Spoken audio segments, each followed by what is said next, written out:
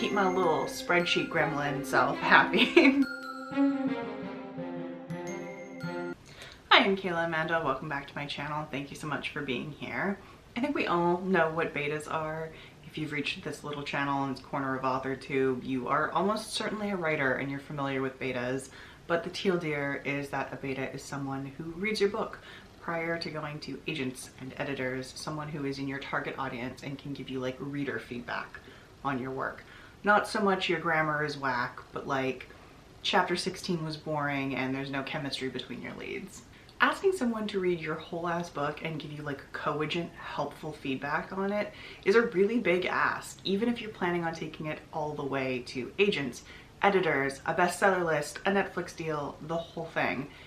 And since I'm not planning on doing any of that, since Kara and Alex's book is going to be finished and then shelved as practice, it feels weird to ask people to put that kind of time and effort into what is essentially practice for me.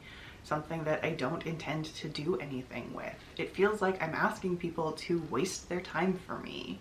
But this is my practice novel, right? Part of the whole thing is that I want to practice the process of writing from beginning to completion because I want to be good at it, because I don't think I can be good at it the first time I do it.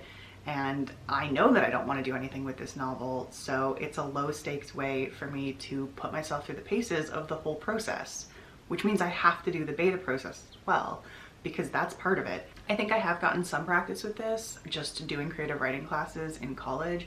I know that creative writing classes in general have some sort of mixed opinions about them, but I've always thought that it was really valuable to me to have the experience of sitting in that classroom with a bunch of people who don't necessarily get where you're coming from, who don't necessarily like you or your writing, and who get to give you feedback on that, and you just have to sit there and listen and then decide for yourself if that feedback was beneficial or if you can just let it go because it wasn't going to help you. I do have that small amount of practice getting feedback and applying it, but the longest piece I ever got feedback on like that was a single chapter of a novel. Most of it was poetry or very short stories.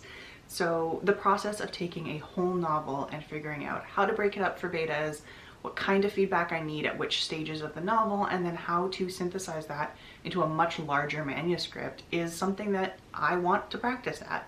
I want to be good at. I want to be able to fine-tune it to the point where when I am working on something that I really care about, when I am working on something that I do want to see out in the world, I kind of know what I'm doing. I'm not baiting for the first time. I'm not reaching out to people for the first time, because like, it's not just figuring out what questions to ask, it's figuring out how to ask them, how to get them back, how to keep that information contained in a way that is easy and clear to process as you're trying to implement it into your manuscript, and not make it feel like this overwhelming abundance of information that is just like total overload and is too much for you to process and too much for you to wade through. Because of that, it's very important for me that I actually do the beta process on this book, even though I feel weird about asking people to give up their time for something that isn't going anywhere.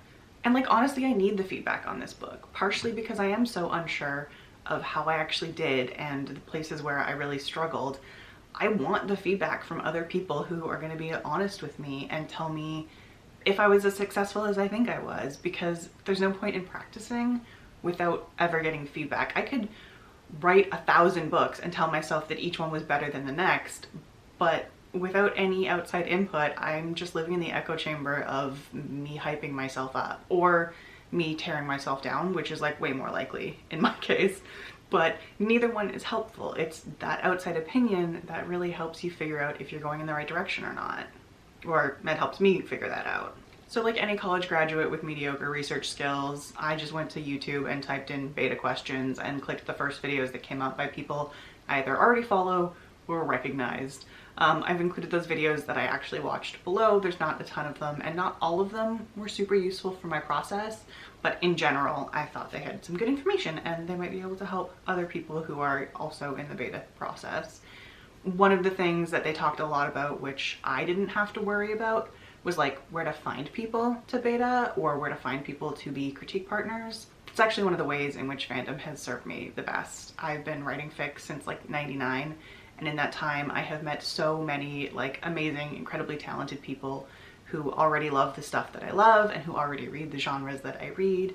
And some of those connections have faded over the years, but some of them have stuck it out to be like really close friends of mine who I know I can rely on and who love me enough that I think I could probably bully them into reading this book for me and giving me the kind of feedback that I want. There is one other place I was thinking about sourcing a beta reader.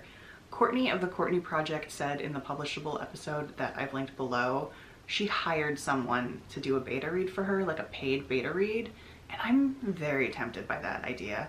I know that since I'm not doing anything with Karen Alex's book, at least right now, it seems sort of silly to throw money at this problem, but I'm privileged enough that I have a capitalism job which affords me some expendable income, and I have the freedom to spend it kind of however I want. And there is something really appealing to me about finding someone who doesn't care about me. They're not emotionally invested in being kind to me and is in fact being paid to be honest and getting that like very honest representation of what like a random reader might think of my book. I don't actually know if I'm going to go that direction because as much as I think that that unbiased opinion would probably be valuable, I have the oh god what if they hate it fear, and the idea of some stranger who has no reason to be nice to me reading my book and thinking it's terrible and telling me that and being mean about it does sort of make me want to just peel off my own skin and go hide in a hole for the rest of my life. But it might be valuable enough that I push through the discomfort and do it anyway. I haven't decided. I will fill you in on that if I decide to do that, if that's something I end up being brave enough for, but it's at the very least something I'm thinking about, and I hope that future Kayla is brave enough to actually do that. As for the questions themselves, I ended up breaking my manuscript up into sections of chapters that are like 3 to 5 chapters long. It was more important to me that the chapters fit together thematically and narratively than that they were all totally equal length, because in some cases I've added extra questions to my chapter questionnaires to try to focus on something I specifically wanted to address in that group of chapters. I also broke up the manuscript into smaller documents which match those chapter sections, and this might be totally wrong. Obviously I've never done this before, so I could totally be talking out of my ass and leading you down the wrong path, but it seemed less daunting to me to try to tackle suggestions and feedback in a small group of chapters as opposed to my entire document with all 33 chapters and like all of the feedback all at once. That just seems like so much information that I don't know what to do with, and that could be like completely overwhelming for me, partially because I'm already a stress monster all the time. So I have like smaller documents to tackle.